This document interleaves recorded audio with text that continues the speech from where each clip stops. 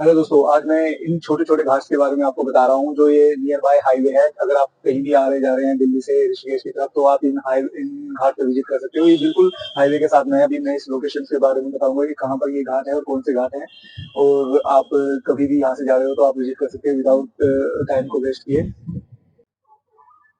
Hello दोस्तों, आज हम हरिद्वार में हैं और हरिद्वार में आपको पता ही है, हरिद्वार गंगा जी के लिए फेमस है। और मैं अभी एक घाट पे बैठा हूँ, उस घाट का नाम है शहीद भगत सिंह घाट। और वो जो सामने घाट है वो है अग्रसेन जी घाट। तो आप, अगर आपके पास टाइम नहीं है और आप यानी कोई भी घाट विजिट करना चाहते हैं और आप दिल्ली से आ रहे हैं और ऋषिकेश की तरफ या कहीं भी जा रहे हैं, तो और हरिद्वार के पास से निकल रहे हैं, तो ये लोकेशन आपको बिल्कुल हरिद्वार के पास जो हाईवे है, जो दिल्ली से आने वाला हाईवे है, उसी हाईवे के पास में ये लोकेशन है। आप किसी भी घाट पे विजिट कर सकते हैं और आप स्नान भी कर सकते हैं और मेडिटेशन कर सकते हैं। और इन घाट पे अगर आप देखेंगे तो क्राउड भी आपको नजर नहीं आएगा, क्राउड भी बहुत कम है इन घाट पे। और आप पानी भी यहाँ से ले सकते हैं, पानी बिल्कुल सेम आपको हर की पैड़ी वाला मिलेगा यहाँ पर। और अगर आप देखेंगे तो मैं आपको लोकेशन दिखा देता हूँ, क्या लोकेशन है।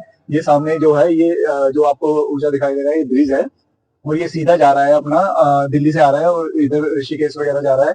और यहाँ पर मैं बिल्कुल साथ में ही इसके बैठा हूँ, जो कि शहीद भगत सिंह घाट है।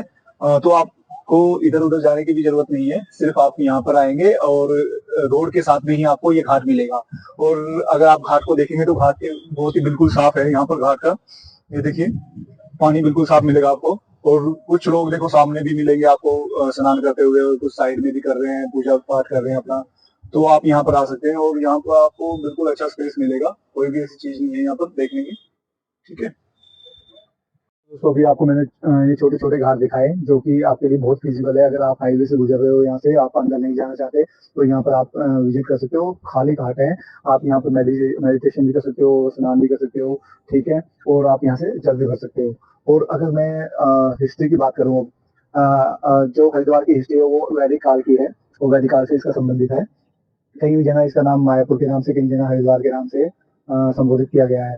अगर हम बात करें तो ऋषि अगस्त्य ने यहाँ पर तपस्या की थी, ऋषि कपिल ने यहाँ पर सब तपस्या की थी। और सबसे ज्यादा जो ये जो यहाँ की हिस्ट्री अटैच है वो है राजा भगीरथ जी के, क्योंकि राजा भगीरथ जी और उनके पूर्वजों को जो है श्राप मिला हुआ था ऋषि कपिल जी की तरफ से। और ये श्राप तब तक यानी हट नहीं सकता था जब तक यानी गंगा यानी धरती पे नहीं आती, और गंगा के आने से ही उनका श्राप हट सकता था। तो भगीरथ जी के पूर्वजों ने, कई पीढ़ियों ने इसके लिए अपना बलिदान दे दिया गंगा जी को यहाँ पर लाने के लिए, लेकिन वो नहीं आ पाए। लेकिन उसके बाद जो हमारे भगीरथ जी थे, भगीरथ जी इस चीज में सफल हुए। और भगीरथ जी जो थे वो श्री राम जी के पूर्वज थे।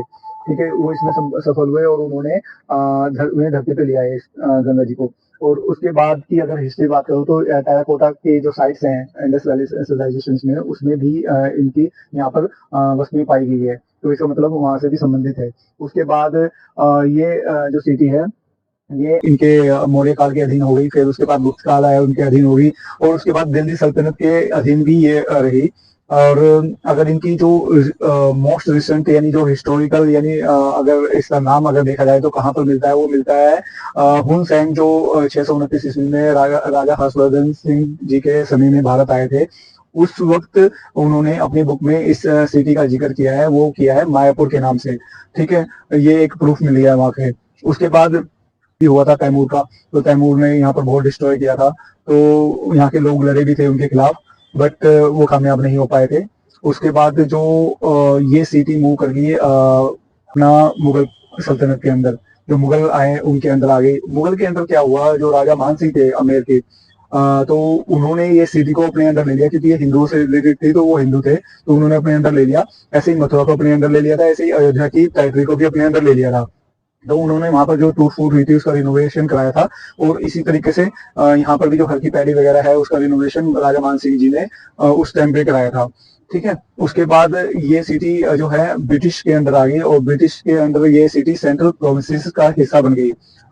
जिसमें क्या है, और बिफोर पार्टीशन, जब पार्टीशन नहीं हुआ था उत्तराखंड और यूपी का, ये जो सिटी थी ये रुड़की तहसील में पड़ती थी और सहारनपुर डिस्ट्रिक्ट में पड़ती थी।